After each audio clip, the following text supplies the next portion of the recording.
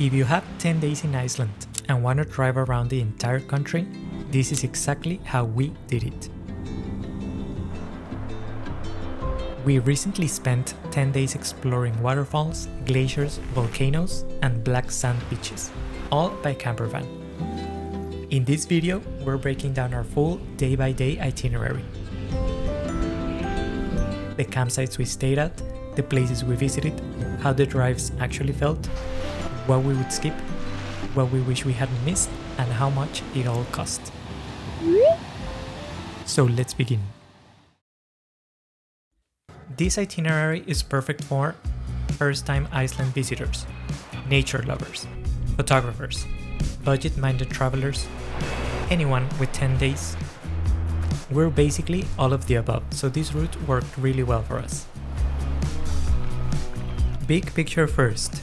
This is Iceland, and this is a ring road. We drove the full loop counterclockwise, with a few detours here and there, and spending every night in our campervan along the way. Here's how the journey unfolded, day by day.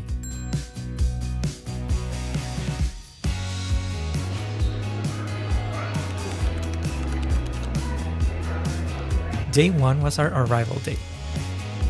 After landing at Keflavik airport, picking up the van and stocking up on groceries, we explored the Reykjanes Peninsula, which is perfect for a low-pressure first day since it's close to the airport.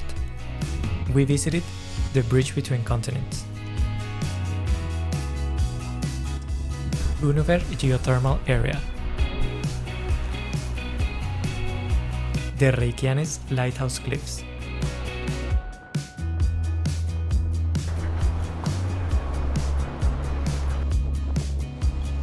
Brimketil, the Blue Lagoon, and ended near Seltun geothermal area.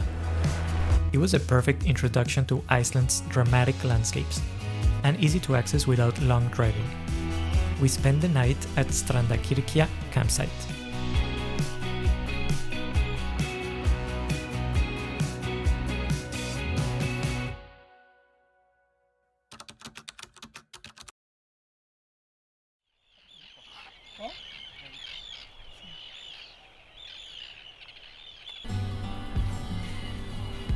Day 2 was Golden Circle Day.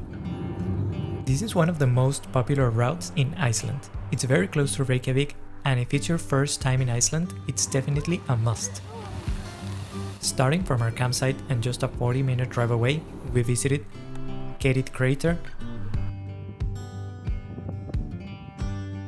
Laugarvatn Fontana, where we did the geothermal bread baking experience, Thingvellir National Park,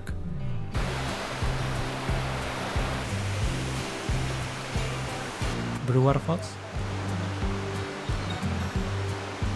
Glacier, and Gullfoss.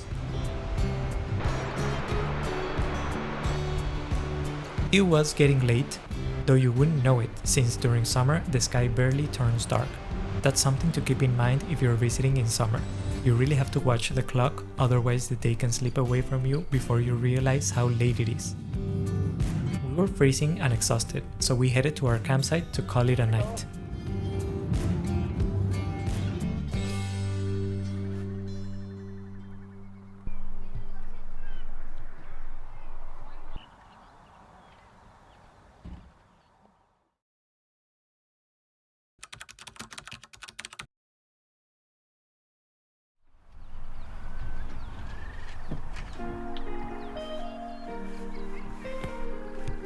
Day 3 took us along Iceland's iconic south coast, one of the most visually packed stretches of the country.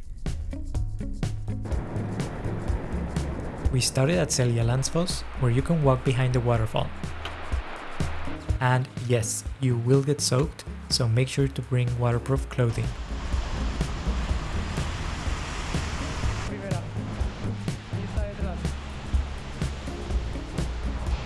Right next to it is a hidden waterfall most people miss.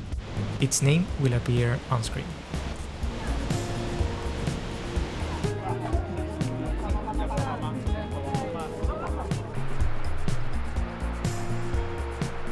then Skogafoss.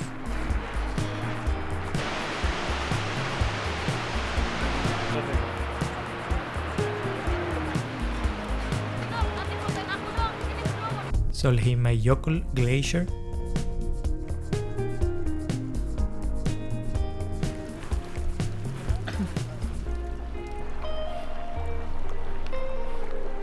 Dyrhjolei Viewpoint, where we even saw puffins,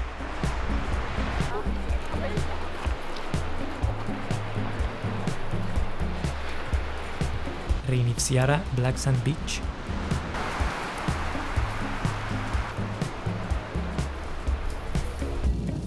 and after a 2-hour drive through the massive Elround lava fields, we arrived at Skaftafell campsite.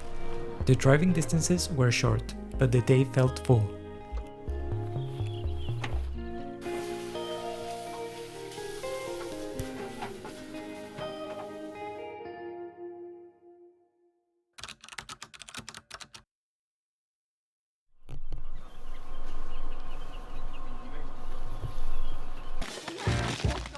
We like to think of day 4 as our ice day.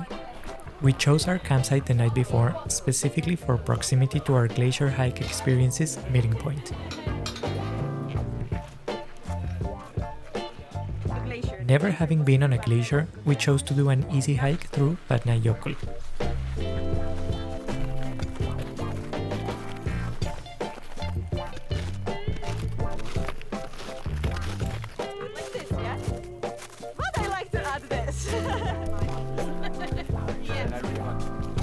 After the hike, we went to Mullagljófur Canyon, one of our favorite hikes of the trip.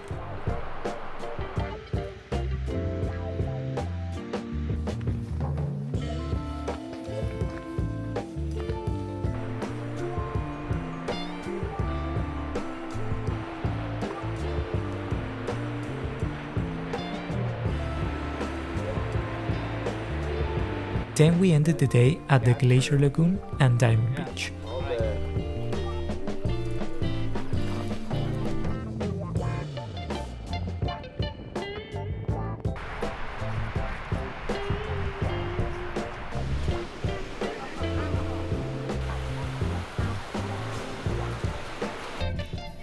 By the end of the day, we drove about an hour to one of the calmest campsites of the entire trip.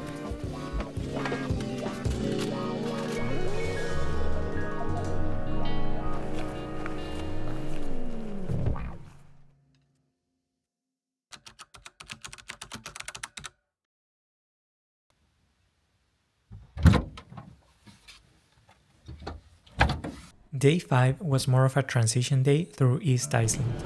We planned to explore Vestrahorn in the morning, but Icelandic weather had other plans.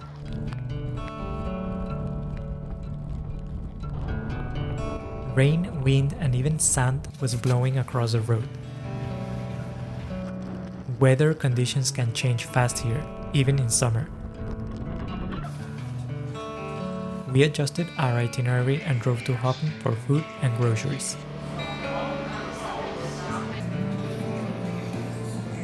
Stopped briefly at Skutafoss,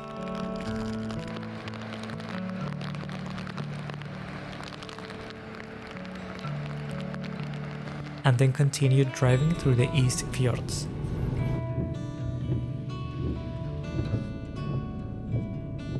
This was one of our longest driving days, and the scenery was beautiful, but definitely remote. We ended the night at the campsite.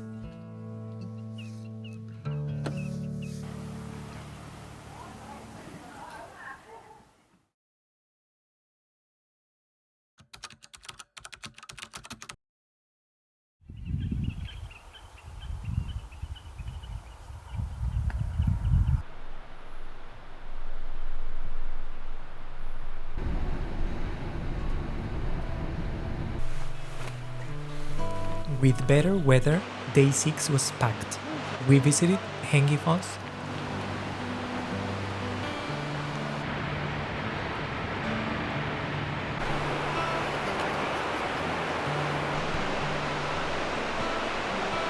Rjukandafoss, and Studlagil Canyon.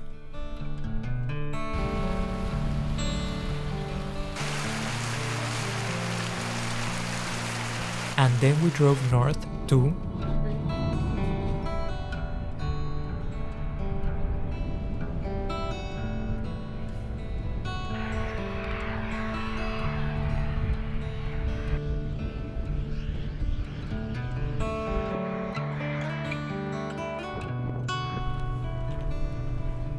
this region felt noticeably wilder and less crowded than the south. We camped near Lake Mývatn, and yes, the campsite cafe sold an incredible rhubarb cake.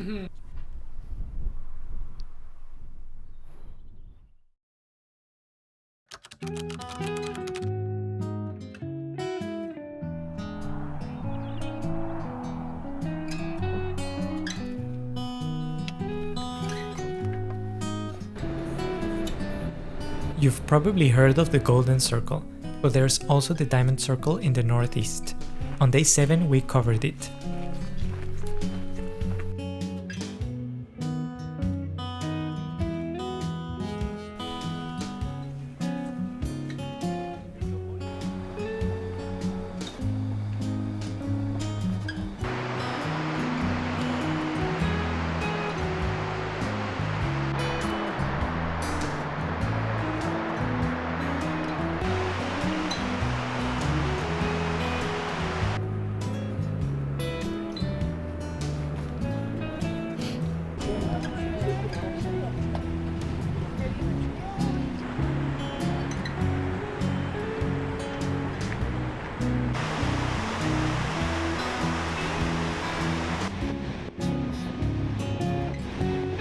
The waterfalls here felt more powerful and raw, and it seemed the weather was on our side.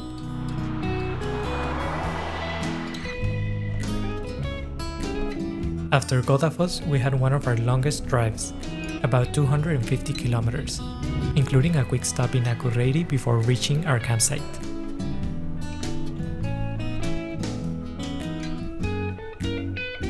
That sunset alone made the drive worth it.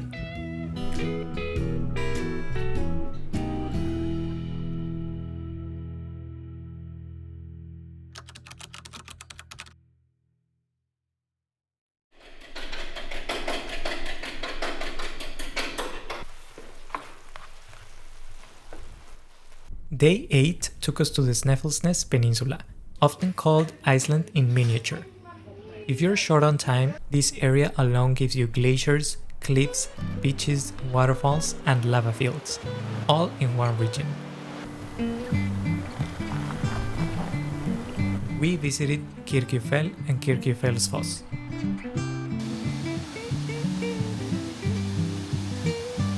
And after driving towards the Snæfellsjökull National Park and the best hot dog of our lives, we stopped at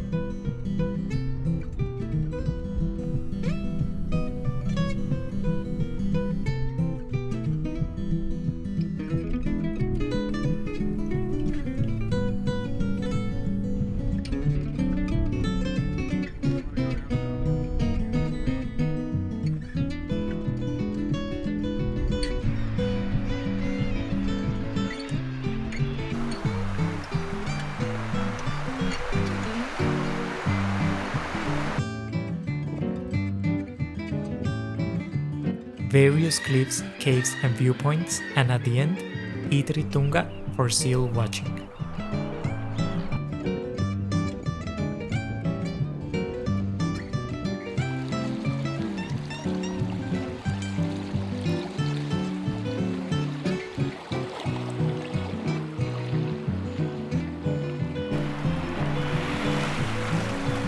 It felt like a condensed version of the entire country.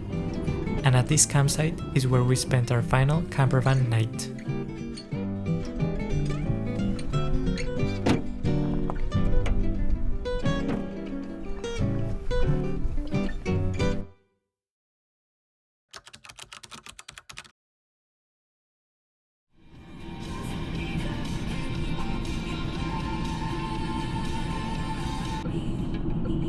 Day 9 was our return to Reykjavik. Before dropping off the van, we relaxed at Sky Lagoon, which felt well earned after 8 nights in a campervan. After only camp food, we wanted to eat something filling, so we then had a very practical but satisfying and cheap meal at IKEA.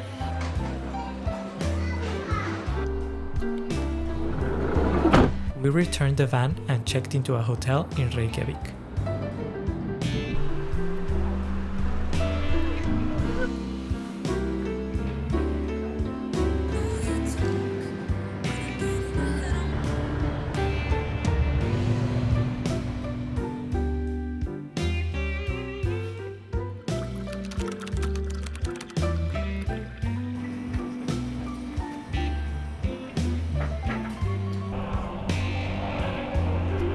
Our final day was slower.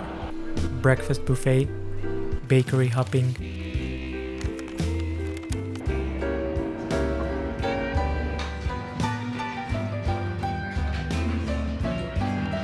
exploring the city. We even found a giant model of Iceland and traced the entire loop we had just driven, which really put the scale of the trip into perspective.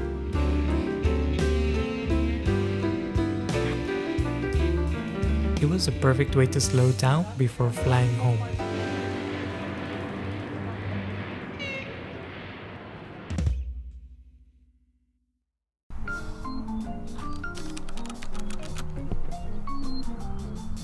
We visited Iceland in June, which is peak summer season.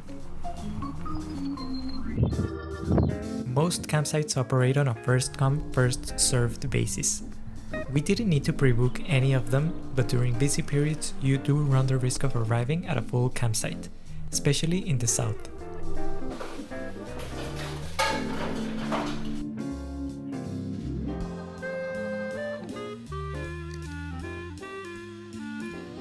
Almost all campsites charge per person, and some charge extra for amenities like hot showers or electricity for larger vans and motorhomes. You usually pay at reception upon arrival, or if it's late, someone will come by the campsite early in the morning to collect the fee. Campsite amenities vary, but you'll almost always find access to sinks, sometimes with hot running water, as well as bathrooms and showers. Some campsites also offer indoor lounges or shared kitchen areas.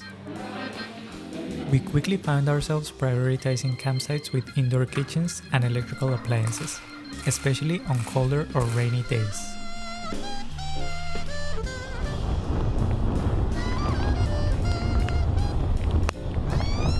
Weather in Iceland is no joke, even in summer.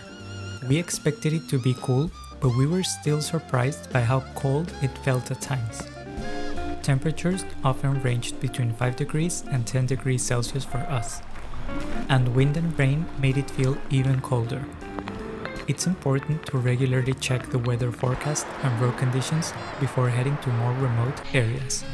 We relied on a couple of local weather and road apps to plan our driving days accordingly.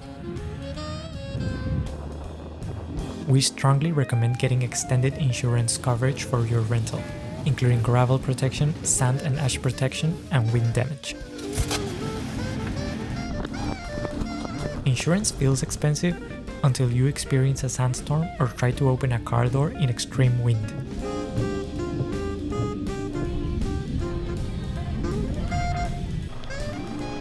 Fuel planning is also important.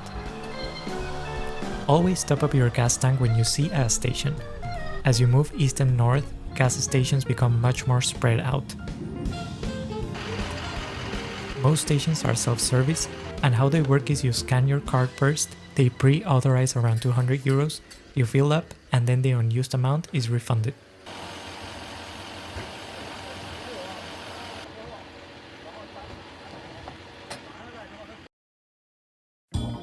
Iceland has a reputation for being expensive, and that's not wrong.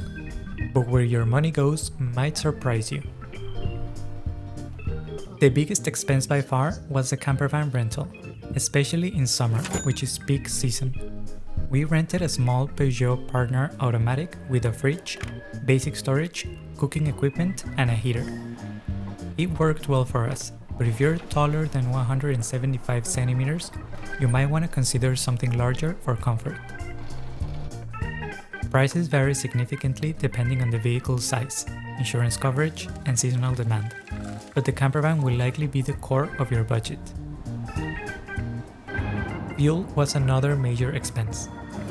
Driving the full ring road means a lot of kilometers, and gas prices are high, which is why we recommend filling up whenever you can.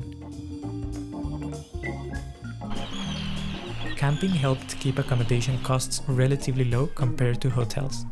Campsites usually cost per person, which adds up, but it's still one of the most budget-friendly ways to travel Iceland. And you can't beat the flexibility of adjusting your itinerary as you go.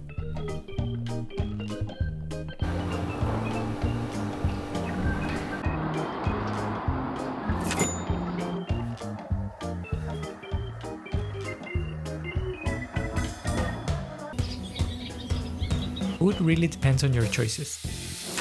Cooking most of our meals, shopping at supermarkets, and keeping eating out minimal made a big difference.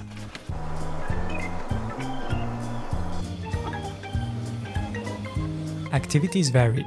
Many of Iceland's most famous sites are completely free to visit. However, you will often need to pay for parking, since many lots are privately managed.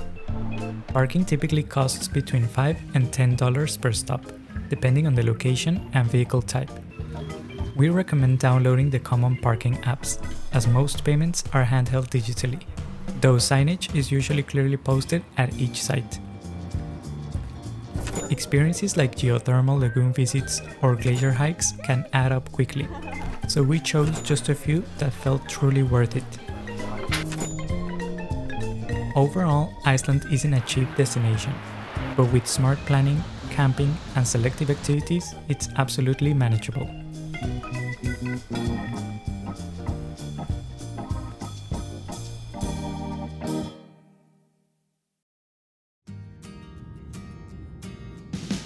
After driving the full ring road in 10 days, we can honestly say this route gave us a great overview of Iceland. It wasn't always easy, but it worked well for us, and we'd definitely do it again. We hope this itinerary helps you plan your own trip. You'll find a detailed map of the full route, stops, and campsites linked in the description. And whether you follow it exactly or use it as reference, we truly hope it helps you a bit with planning. Thank you for watching this video all the way to the end. If you enjoyed it, please like it and subscribe to our channel. It will make us so happy.